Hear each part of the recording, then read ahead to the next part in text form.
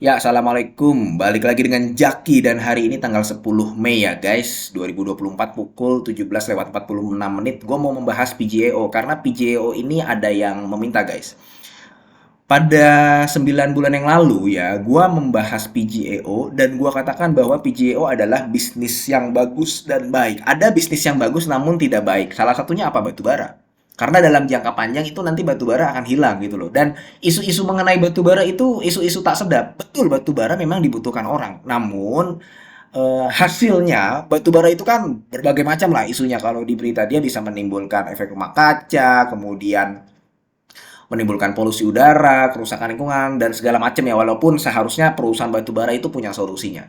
Nah, PJO enggak. Dia bisnisnya bagus dan baik. Nah, kemudian begini guys, kenapa gue katakan seperti itu? PGAO ini adalah perusahaan pemain yang terbesar di Indonesia ya, yang memanfaatkan panas bumi. Bayangkan di Indonesia itu punya potensi 2.323.000 megawatt yang sudah terpasang pembangkit listrik tenaga geotermal ya, pemanfaatan energi geotermal itu baru di angka 2.400. PGEO sendiri masih di angka 672. Dia masih di angka 672 megawatt. Makanya target PGEO di tahun 2025 sampai 2026 itu bisa menghasilkan 1 gigawatt atau 1000 megawatt. Bayangkan jadi ya.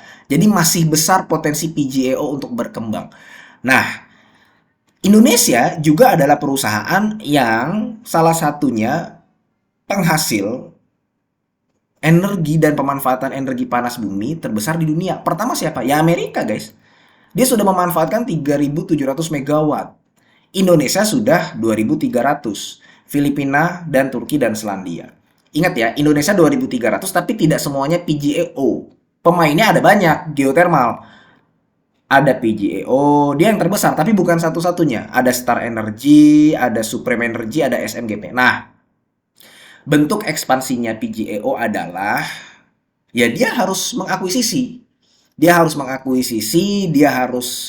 memperbanyak asetnya, terutama di bagian panas bumi yang bisa menghasilkan dan memanfaatkan panas bumi. Makanya kalau lu lihat berita, dia itu ada rencana mau mengakuisisi ini guys. Blok panas bumi Sorik Merapi, ya. Dan di sini ini punyanya siapa? Punyanya SMGP nih. Nah, SMGP itu jadi dia PJO tuh mau ngambil asetnya ini nih. Rencananya begitu. Kemudian dia juga mau akuisisi pemanfaatan energi panas bumi. Peluang Pertamina Geothermal akuisisi blok panas bumi di wilayah Kenya dan Turki. Nah, itu bentuk akuisisinya PJO. Jadi kalau dikatakan prospeknya bagaimana Bang? Bagus. Cuman memang begini, waktu gua membuat video ini itu saham PJO masih di angka segini. Ini gua buat di bulan Juli tahun 2023, tepatnya tanggal 26. Masih di angka segini, guys. Tuh. 800. Sekarang udah di angka 1.300. Harga sahamnya sudah naik hampir 100%. Hampir 100%, bahkan sudah 100% pada saat ini. Kenapa naik 100%?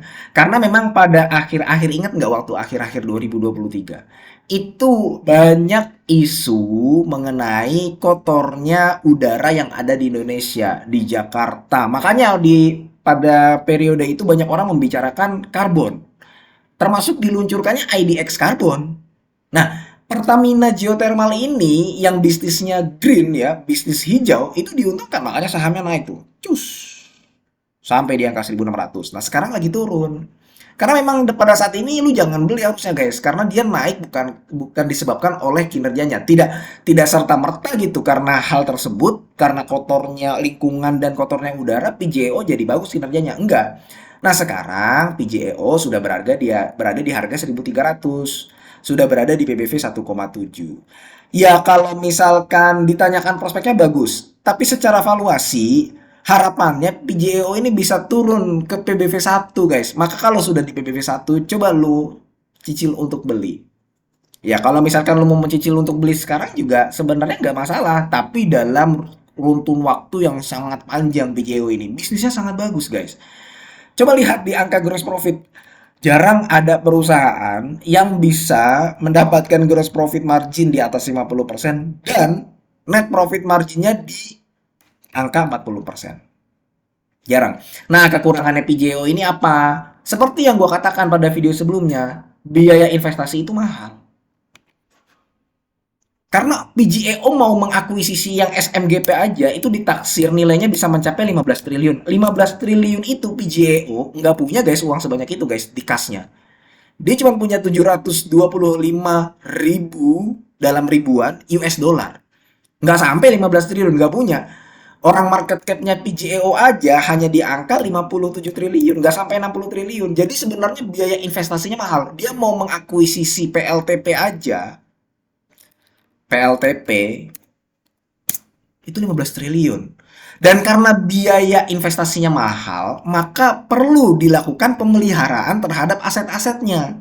Dan apabila dilakukan pemeliharaan terhadap aset-asetnya, maka membutuhkan waktu. Waktunya nggak sebentar, nggak cuma 1 hari, 2 hari, guys. Bisa 1 bulan sendiri. Dan itu berpotensi menurunkan produksinya PGEO itu sendiri. Karena gini, PGEO itu hanya punya satu konsumen. Apa guys? PLN. Dia cuma punya satu konsumen. Ini bisnis spesifik gitu loh guys. Jadi sekali lagi kalau misalkan dikatakan bisnisnya bagus atau tidak bagus, PGEO masih sangat bagus ke depannya. Namun kalau misalkan mau membeli sahamnya memang kita harus melihat dulu karena saat ini dia berada di BMV 1,7 dan dia masih dalam fase di mana PGEO ini turun ketika sempat naik di sini nih guys. Nah, seperti itu guys. Oke, mudah-mudahan video ini bermanfaat dan semoga lu sehat selalu sehingga kita bisa bertemu kembali di video-video selanjutnya. Ini bukan ajakan jual beli. Gua akhiri wassalamualaikum warahmatullahi wabarakatuh.